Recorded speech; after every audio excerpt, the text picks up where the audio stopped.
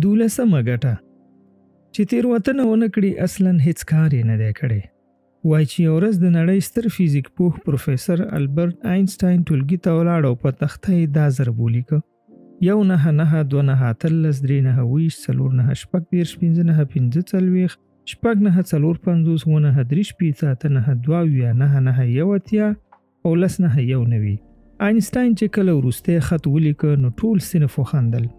وروستی عدد یې غلط لیکلی دی، ځواب خو یې 90 دی. زده کوونکو ښه ډېر سره وخندل. آینسټاین صبر وکړ چې د دوی خندا خلاصه شي.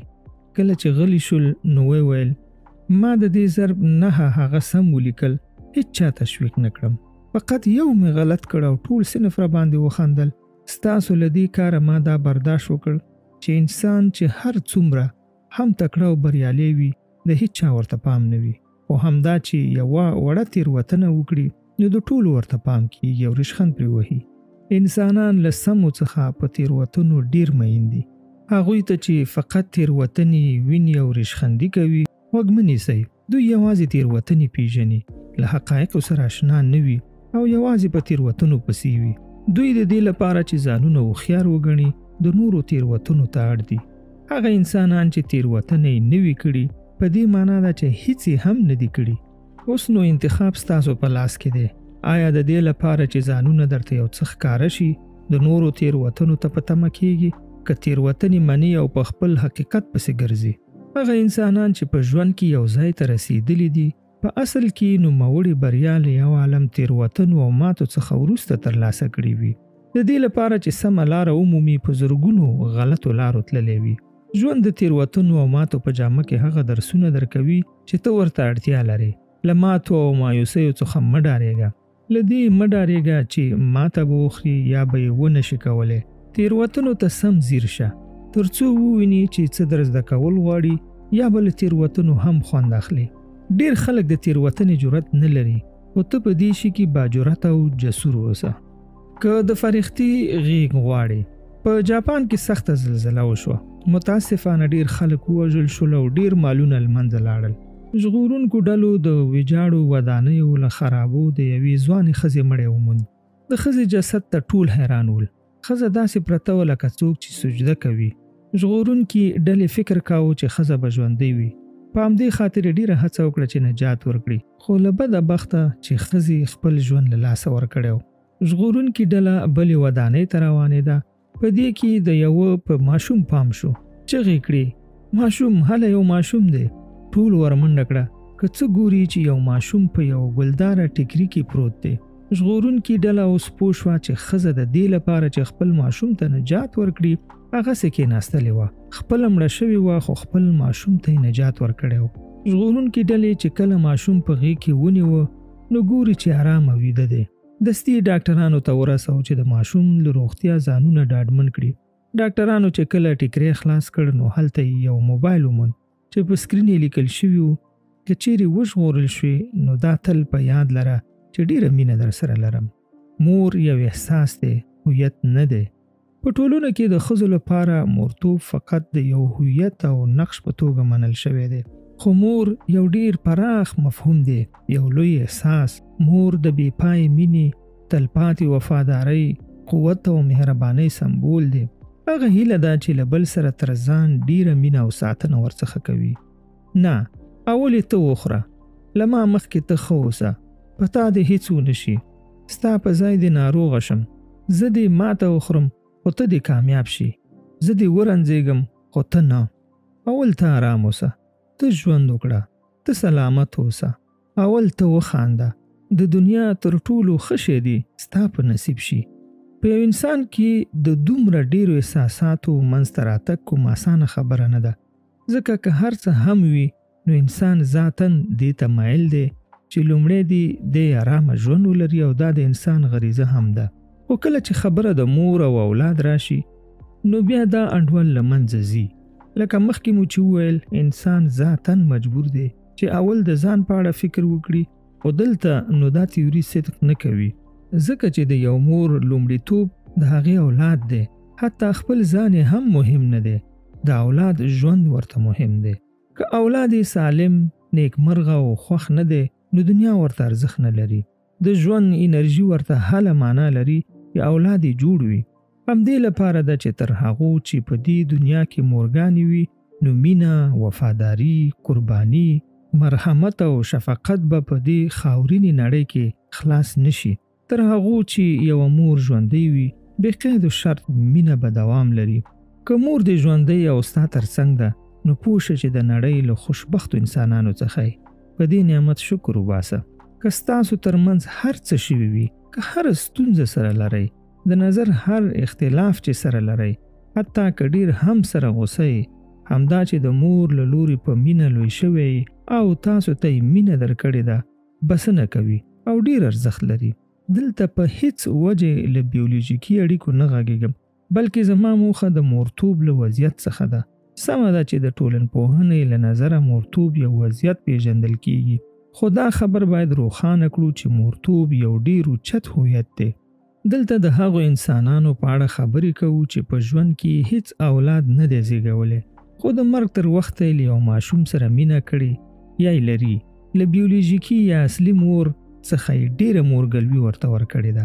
مورګلوي په اولاد زیږولو پورې اړه نه لري، بلکې په عاطفي او حس پورې تړاو لري. په دې پورې چې یوه ښځه د زړه له تله او د خپل وجود په ژورو کې یو کوچني ته د مینې ځای ولري. مور سکون دی او بې قید و شرطه باور. مور قضاوت نه کوي، سپکول نه کوي، لرې غورځول نه کوي، محکومول نه کوي. داسې ډیر شوي دي چې ډیر نږدې ملګري په یو کوچنۍ خبره له یو بل څخه لرې شوي دي او یو بل یې قضاوت کړي دي، حتی کله یې یو بل سره اړیکه پرې کړې ده. نورو ته زموږ تېروتنې ډیر ژر ښکارېږي، را په ګوته کولی شي. داسې هم شوي دي دا چې د نورو له نظره ښایسته یا خوشټیپه نه یو نو انتخاب شوي هم نه یو. د دې لپاره چې کافي مهارت مو نه دی درلودلی، ډېرې دندې مو له لاسه ورکړي دي، خو یوازې د مور له نظره ده چې موږ همیش ښکلي، خوشټیپه، کافي لایقه او بې نقصه یو. دې موضوع هیڅکله تغییر نه دی کړی. ستا دردونو له تا ډېر د هغې اندرون لړزولی دی.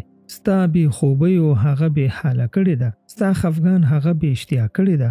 ستا تشویش د هغې ژوند ګډوډ کړی دی. کله دی چې حال ښه نه دی نو هغې حتی یو ځل هم د آرام ساه نه ده اخیستې.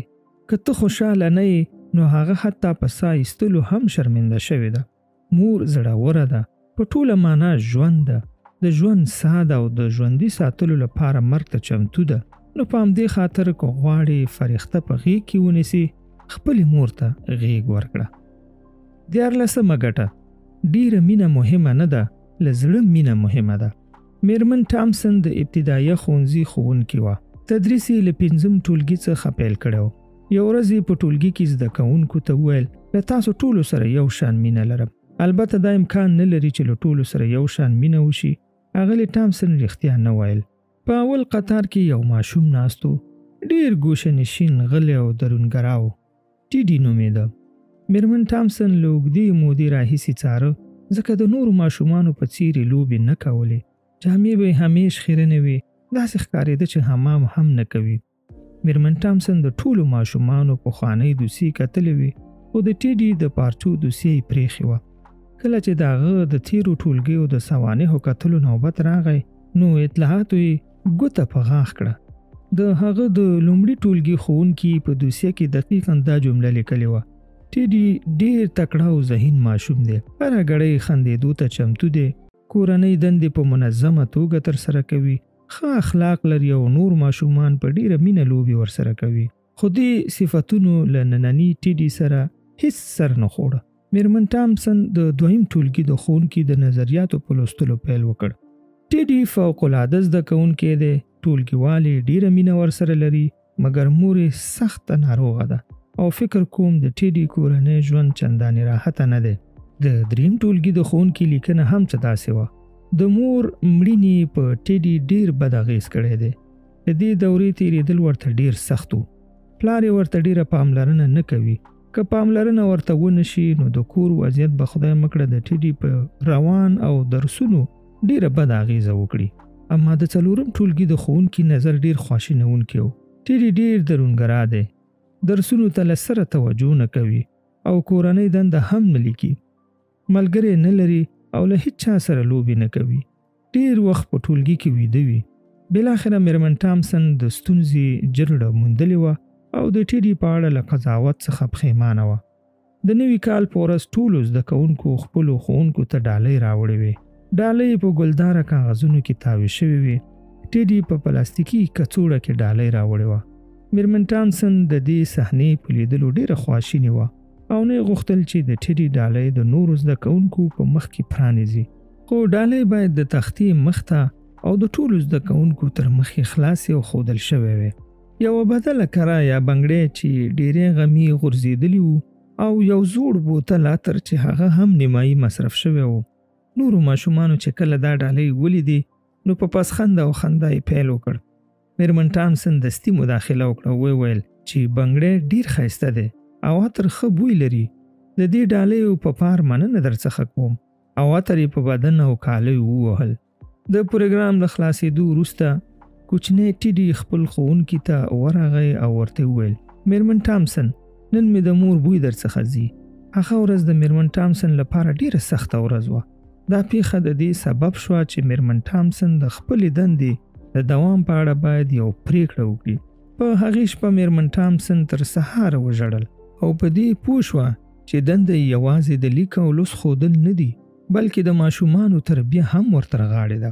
ښوونکي ځان ټیډي ته ورنږدې کړ او په درسونو کې ورسره ډیره مرسته وکړه. ښوونکي ته دا معلومه شوه چې ټیډي څومره ذهین او تکړه دی. هر څومره ډیره توجه به چې ورته کوله په همغه اندازه به یې په درسونو کې پرمختګ کاوه. او کله چې کال پای ته ورسید ټیډي د خپل ټولګي یو له ممتازو زده کوونکو څخه و. میرمن ټامسن اوس له ټیډي سره له نورو ډیره مینه درلوده. ټیډي د سترګو تورو هغه زده کوونکی چې ډیر ژر یې رشد او پرمختګ وکړ. د کال په پای کې میرمن ټامسن د خپل کور په مخ کې د ټیډي یو خط ترلاسه کړ. پکې لیکلي وو تاسو زما د ژوند بهترین ښوونکی یاست. 6 کاله تیر شول چې میرمن ټامسن د ټیډي لخوا بل لیک ترلاسه کړ. په لیک کې لیکلي ول میرمن ټامسن د لیسې په وروستي ټولګي کې د صنف لومړی او د ټول ښوونځي 6م زده کوونکی شوم. تاسو زما د ژوند بهترین ښوونکی یاست. په نورو خطونو کې ټیډي خپله ښوونکي د پوهنتون له پیلولو خبره کړې او د ښه درس ویلو وعده یې ورسره کړې وه او بالاخره یوه ورځ د پوهنتون د خلاصولو او نورو لوړو زده کړو د خلاصولو خبر هم د لیک له لارې ورکړی و. ټول خطونه په دې یوې جملې پای ته رسېدل تاسو زما د ژوند بهترین ښوونکی یاست. او د وروستي لیک په پای کې لیکل شوی نوم میرمن ټامسن ته یو څه اوږد ښکاره شو. دکتور ټیوډر سټورات. په پسرلي کې میرمن ټامسن یو بل لیک ترلاسه کړ. ټیډي خبر ورکړی و چې د خپل ژوند مینه یې موندلې او واده ورسره کوي. پلار یې 2 کاله مخکې مړ شوی و. له میرمن ټامسن څخه یې غوښتلي و چې په واده کې د مور په توګه ګډون کولی شي. میرمن ټامسن بې له ځنډه بلنه ومنله. په لاس کې همغه زوړ بنګړی و چې کلونه مخکې ټیډي ورته په ډالۍ کې راوړی و. له همغه عطرو څخه یې هم یو څه په ځان ووهل او د واده مراسمو ته ولاړه. یو بل یې په غېږ کې سره ونیول او ښه یې زړونه سره سپک کړل. ټیډي غلی د خپل ښوونکي په غوږ کې وویل ډیره مننه چې په ما مو باور وکړ. ډیره مننه چې زه مو د دې جوګه کړم چې ځان ارزښتمن وګڼم. میرمن ټامسن ورته وویل هیله کوم ټیډي، په اصل کې زه له تاسو مننه کوم. دا تاسو وایي چې ما ته مو زما ارزښت وښود. له تاسو مخکې زه په دې نه پوهېدم چې له خپلو زده کوونکو سره باید څنګه برخورد وکړم. 14مه ګټه: د مینې کولو ځواک. نوموتی الماني ارواپوه او ټولنپوه اریک فروم د هیومنیزم مکتب فیلسوف چې په خپلو اثارو کې د ټولنې او ارواپوهنې اړیکې څیړي وایي څوک چې له نورو سره مرسته نه کوي، له نورو سره مینه نه کوي، په دې نړۍ کې یوازې دی. بلکې همداسې ده که انسان هر څومره بوخت وي، شاوخوا یې ګڼه وي، که هر څومره هم آرامه ژوند ولري، که له نورو سره سمه اړیکه ونه لري، مرسته او مینه ورسره ونه کړي، یوازې دی. څوک چې مینه نه ویشي د دې دنیا تر ټولو ضعیفه انسان دی. ځکه په دې دنیا کې ضعیفه انسان فقط هغه انسان دی چې مینه او محبت نشي تولیدولی.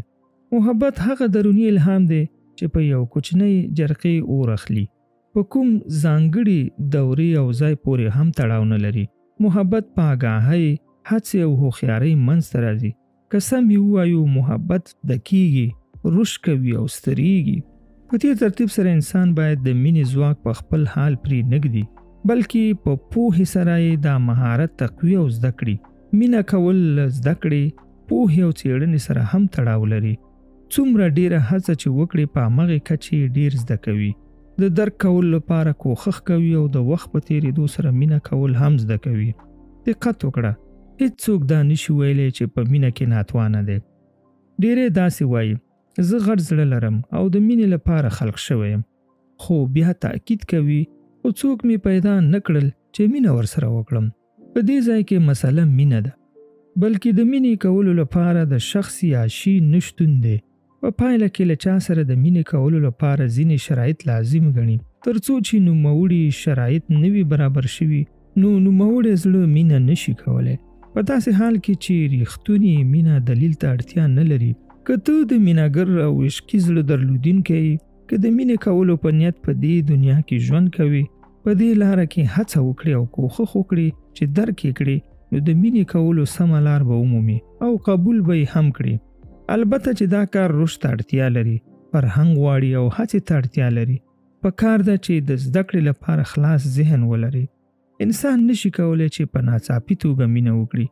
ناڅاپي او لکه تالنده مینه د یو څو شیبو لپاره ده او عشق نه دی. عشق او محبت ته رسیدل وخت او هڅه غواړي. ریښتونې مینه هغه څه دي چې هر څومره ډیره وشي لا پسې ډیریږي. په داسې حال کې چې مقطعي مینې لکه تالندې غوندې وي، په یوه شیبه کې مونیسي او بیا مو بیرته خوشي کوي، او بله دا چې له غوښتنې او هوس څخه ډک. اما حقیقي عشق کاملا د دې برعکس دی. عشق او محبت چې هر څومره په جوړولو او روښانه کولو پسې وي، ناقه او آني عشقونه په همغه کچه له منځه وړونکي، ویجاړونکي او په نابودۍ محکوم دي. څوک چې په هیڅ شي نه پوهیږي، له هیڅ شي سره مینه نشي کوی. څوک چې هیڅ کار نشي کوی، هیڅ شی درکوی نشي. څوک چې هیڅ شی نشي درکوی، بې ارزښته دی. اما څوک چې د درک له نعمت څخه برخوردار وي او په عین حال کې مینه کولی شي، لیدلی او پوهېدلی شي، نو انسان دی. په هر اندازه چې د یو شي په دننه کې پوهه زیاته وي، نو عشق هم پکې ډیر دی. څوک چې فکر کوي چې انګور له یو مخه په یو وخت کې پخیږي، معلومه ده چې د انګورو د باغ په اړه نه پوهیږي. اریک فروم.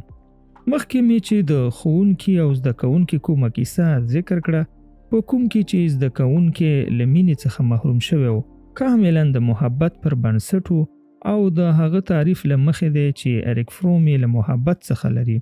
اوس راځئ چې لږې تحلیل کړو. همدا چې ښوونکي په اول وار زده کوونکی ولید، ولې ورڅخه بد راغلل؟ هغه یې ناسم تشخیص کړ. په ذهن کې د هغه په اړه ځینې قضاوتونه وکړل، ځکه چې هغه ځانګړنې چې یو ښه زده کوونکی لري، نوموړي زده کوونکي ټیډي نه درلودې.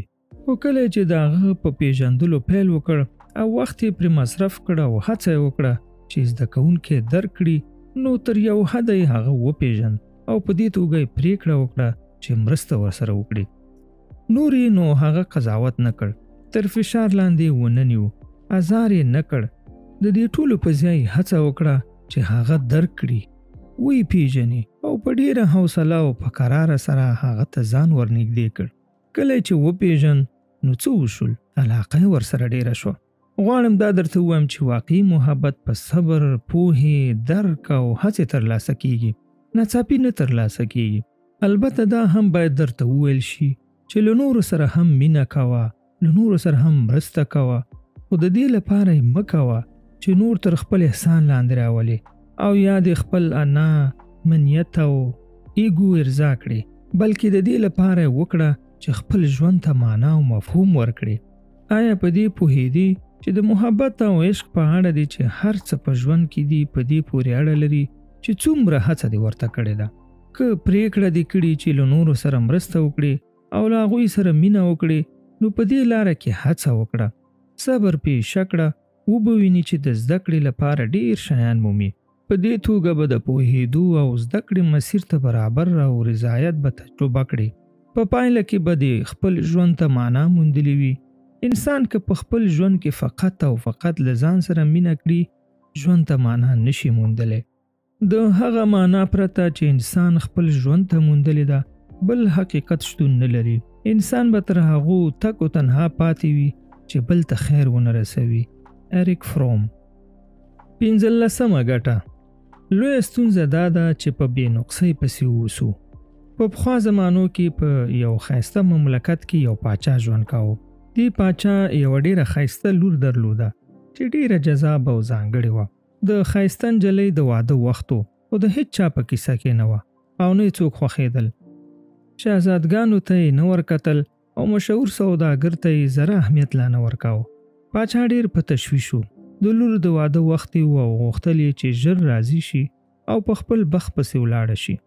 لکه په هر نکل کې چې راځي یو ورځ یو ښایسته خو غریب زلمی ښار ته راځي او د پاچا د لور لاس غواړي. شهزادګۍ هلک ویني خدای هم نه خوښیږي.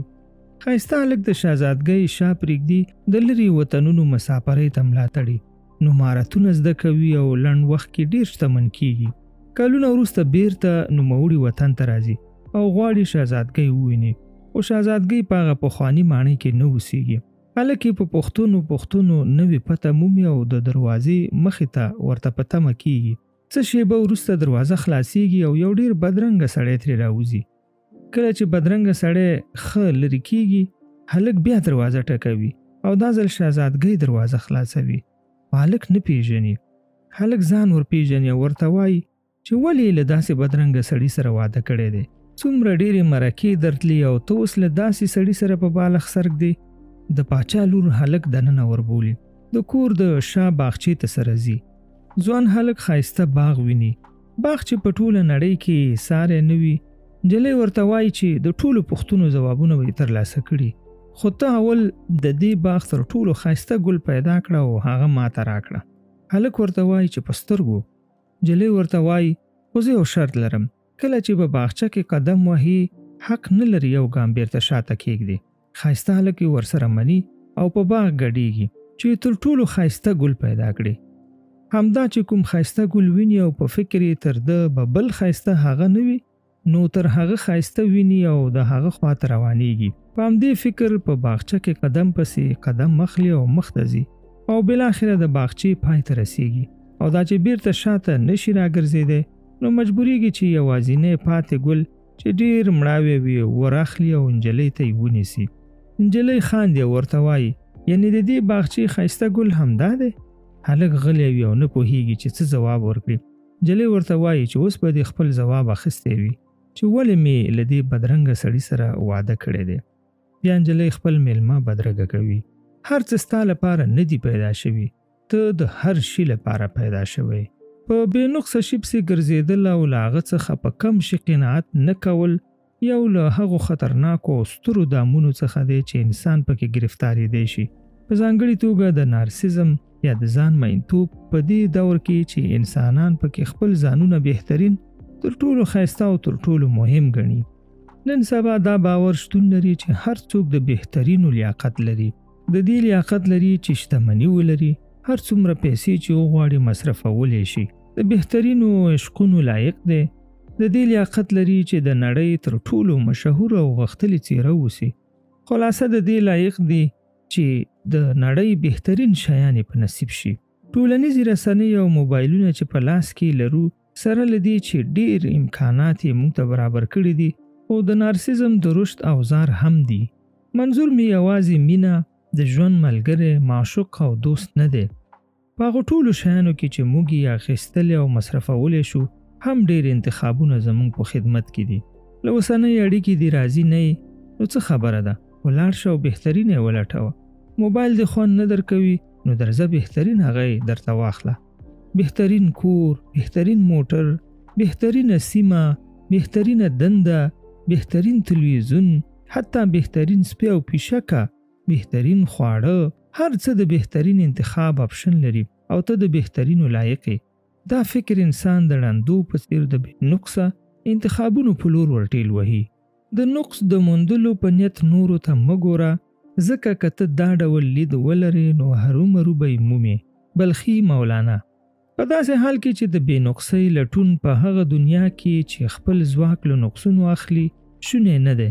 په دې دنیا کې هیڅ شی بې نقصه نه دی. هیڅ شی نشي موندلی چې په خطکش رسم شوی وي. ډېری عناصر او موجودات نقص لري. ونو او بوټو ته وګوره، سره ورته نه دي.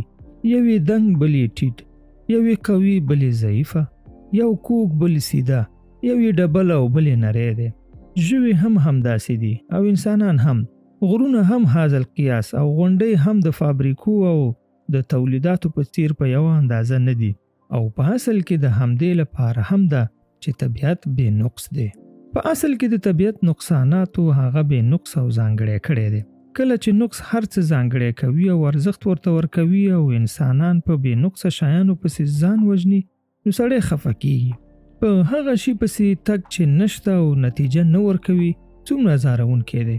دا ناامیدي نه ده، سرګرداني نه ده. سمه ده چې هر شی ښه لري، خو نه دا چې په لاس کې شته شی مو بې ارزښته وګڼو. په ځانګړې توګه په انساني اړیکو کې دا چاره به د وحشتناکو ناامیدیو لامل شي. ځکه چې بې نقصه انسان شتون نه لري، ته هم بې نقصه نه یې. په همدې خاطر که هغه شی چې ته یې په لټه کې نقص ولري، نو هیڅ ستونزه هم نه لري، بلکې دا یو ارزښت دی. هغه څوک چې تا ته ارزښت درکوي، اهمیت درکوي، ځان دې د هغه تر څنګ ارزښتمن حس کوي. مهمه نه ده چې څوک یا څه وي. په دې ځای کې که هر څومره کوښښ وکړي، نو دا کوښښ به لا ارزښتمن شي. دلته که حتی ناامیدي هم تجربه کړي، نو بیا یې هم ارزښت لري. ځکه په بل کې هغه څه تجربه کوي چې شتون نه لري، خو دلته واقعیتونه حس کوي، حتی که دردونکي هم وي. ځکه چې همدا حقیقت دی. له یاده مه باسه، لوی عیب دا دی چې په بې عیبو پسې اوسي.